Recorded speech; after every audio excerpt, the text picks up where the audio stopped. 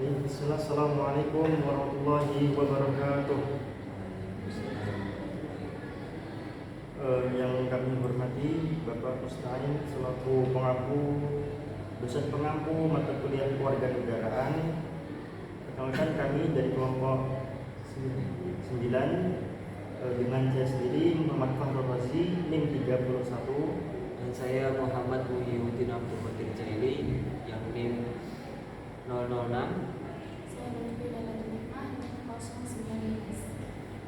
Baik, pada kesempatan kali ini alhamdulillah kami akan mempresentasikan atau menjelaskan materi jurnal kami, yakni Kewarganegaraan dan Hak Politik, analisis undang-undang tentang hak pilih warga negara di Indonesia.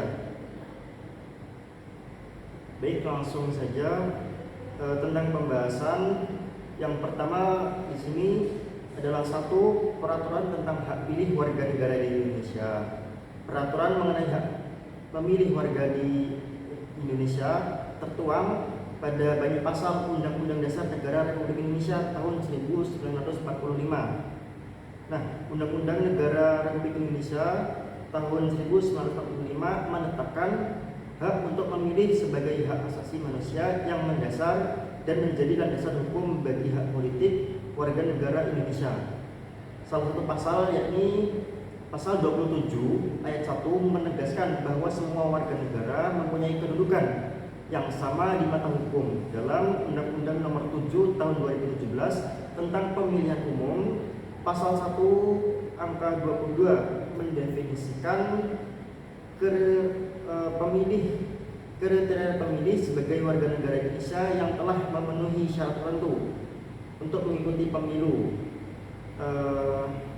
Pada hak pilih sendiri adalah salah satu aspek krusial dan hak politik yang tercantum pada dalam Undang-Undang Indonesia, khususnya pasal 22E Undang-Undang 1945. Undang-undang ini memberikan kerangka hukum bagi hak pilih warga negara, memastikan bahwa semua individu yang memenuhi kriteria berhak untuk berpartisipasi dalam pemilu.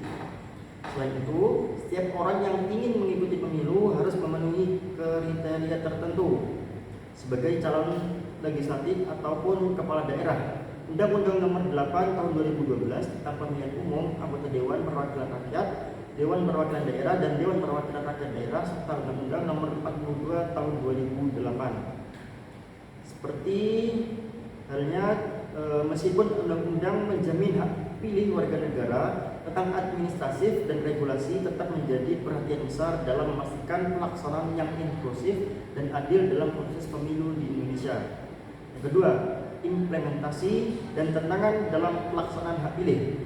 Penyelenggaraan pemilu di Indonesia mempunyai beberapa kendala, baik yang terlihat pada pemilu serentak tahun 2019 ataupun 2024 kemarin. Pemilu serentak ini dilaksanakan telah membawa beberapa perbaikan, khususnya mengenai mekanisme yang memfasilitasi pemilu serentak di parlemen dan eksekutif. Meskipun demikian, pelaksanaan pemilu ini menghadapi tantangan yang cukup besar, termasuk masalah logistik dan teknologi yang menghambat kelancaran pelaksanaan pemilu di lapangan. Misalnya, beberapa tempat di tempat pemungutan suara atau TPS wajib melakukan pemungutan suara ulang atau PSU, dan pemilu susulan disebabkan oleh kekurangan surat suara ataupun masalah pelayanan pemilih yang tidak tercatat dengan baik. Di wilayah-wilayah tertentu juga terdapat akses yang terhambat untuk melakukan pemilihan umum. Salah satunya di daerah terpencil, akses logistik yang terbatas seringkali menyebabkan sulit distribusi dan surat suara serta pendirian tempat pemungutan suara yang sesuai standar. Tantangan geografis ini terutama dirasakan di wilayah-wilayah topografi yang sulit seperti Papua, NTT, dan Kalimantan, di mana pemilih di beberapa daerah harus menempuh perjalanan jauh untuk mencapai TPS. Meskipun regulasi sudah ada, implementasinya tidak selalu sesuai berjalan mulus. Masih terdapat banyak tantangan dalam memastikan hak pilih dapat diterapkan dengan baik, adil, dan efektif. Salah satu masalah utama adalah terkait dengan akurasi daftar pemilih, terutama untuk ekspatriat atau daerah terpencil. Selain itu, kendala teknis seperti penggunaan teknologi dalam pemilu, masalah disinformasi selalu juga menjadi media sosial yang menjadi tantangan terbesar. Contohnya pada pemilu 2019, misalnya banyak keluhan terkait proses verifikasi daftar pemilih tetap yang tidak dianggap akurat, serta keterbatasan fasilitas yang menyulitkan warga di daerah terpencil untuk memberikan suara mereka. Yang ketiga, perbandingan dengan praktik Indonesia. Di berbagai negara, hak pilih menjadikan pilar utama demokrasi yang melambangkan kedaulatan rakyat. Namun implementasi kebijakan terkait hak pilih berbeda-beda sesuai dengan karakteristik sosial, politik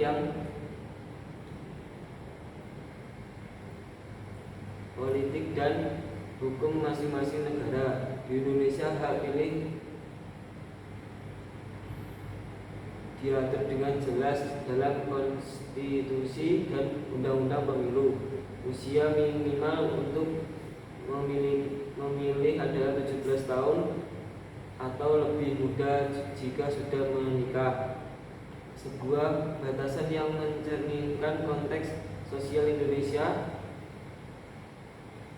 berbeda dengan itu karena dan Jerman menetapkan usia minimal pemilih sebesar 18 tahun tanpa mengecuali tertentu. Namun beberapa negara seperti Polandia bahkan telah menurunkan usia minimum untuk memilih menjadi 16 tahun dalam pemilu lokal, menunjukkan tren global untuk melibatkan generasi muda dalam proses politik. Di sisi lain, hak pilih sulitnya penduduk yang tinggal di luar negeri menjadi hal yang signifikan bagi beberapa negara, termasuk Indonesia. Pemilih luar negeri di Indonesia diakomodasi melalui prosedur khusus seperti tempat pemungutan suara di kedutaan besar dan konsulat jenderal, serta metode pemungutan suara melalui pos.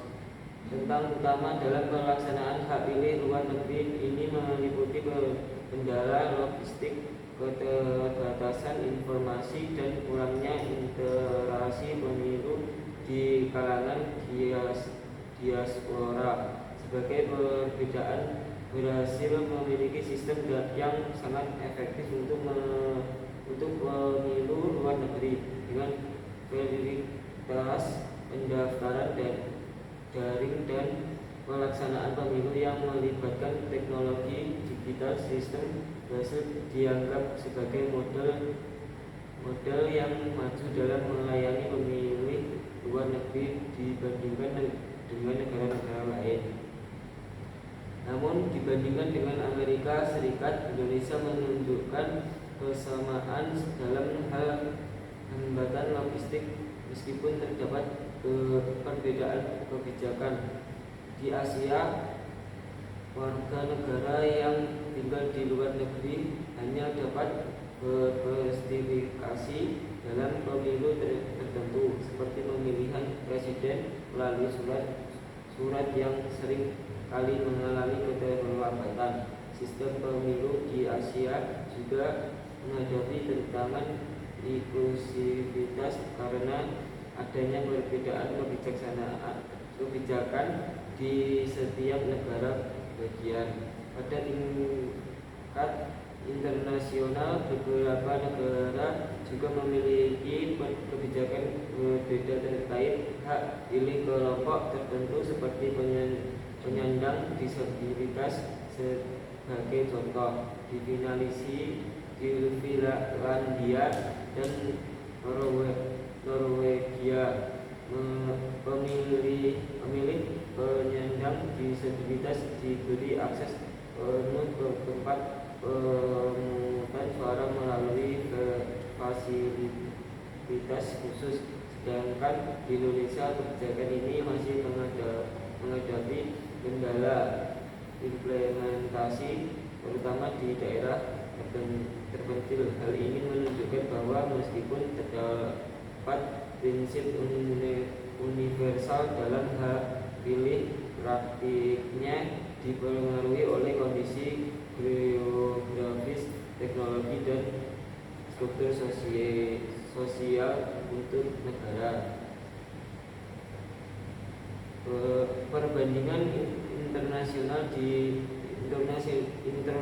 internasional ini memberikan gambaran bahwa meskipun Indonesia telah melakukan perbedaan upaya untuk meningkatkan inklusivitas dalam pelaksanaan pemilu, tantangan teknis, logistik, dan edukasi politik masih menjadi kendala besar yang perlu diatasi. Dalam konteks ini, pelajaran dari negara-negara lain seperti Brasil dan Finlandia dapat menjadi inspirasi untuk memperkuat proses demokrasi di Indonesia. Kesimpulannya, hak pilih sebagai bagian fundamental dari partisipasi politik mencerminkan kedaulatan rakyat merupakan hal mendasar bagi demokrasi Indonesia. Penelitian ini menekankan bahwa meskipun aturan seperti yang dituangkan dalam Undang-Undang Nomor 7 Tahun 2017 telah mempunyai landasan hukum yang kuat, pelaksanaan hak pilih masih diwarnai berbagai tantangan yang kompleks. Validitas daftar pemilih, keterbatasan akses bagi kelompok rentan, serta ancaman disinformasi di era digital adalah beberapa tantangan utama yang membutuhkan perhatian serius. Pemilu serentak yang diharapkan menjadi langkah maju justru memunculkan tantangan logistik dan teknis yang signifikan. Di sisi lain, upaya untuk meningkatkan inklusivitas khususnya bagi pemilih di luar negeri dan wilayah terpencil masih menghadapi kendala geografis dan infrastruktur. Meski begitu, reformasi dalam bentuk penggunaan teknologi dan transparansi telah memberikan harapan baru untuk demokrasi yang lebih lanjut. Dalam perbandingan internasional, pengalaman negara seperti Brasil dan Finlandia menawarkan pelajaran berharga bagi Indonesia, terutama dalam hal efisiensi dan kemudahan akses bagi semua pemilih.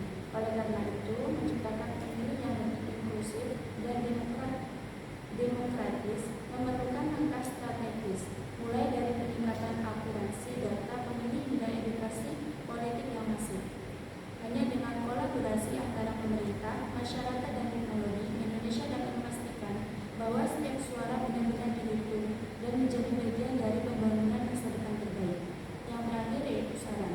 Saran yang pertama, memperbaiki data pemilih. Yang kedua, meningkatkan akses untuk kelompok rentan. Yang ketiga, mengurangi disinformasi selama pemilu. Yang keempat, menjamin transparansi pemilu. Yang kelima, belajar dari negara lain. Dan yang terakhir, memberikan edukasi politik secara berkelanjutan. Dengan menjalankan langkah-langkah ini, diharapkan pelaksanaan pemilu di Indonesia menjadi lebih baik, mencerminkan prinsip demokrasi, dan benar-benar menghormati kedaulatan rakyat.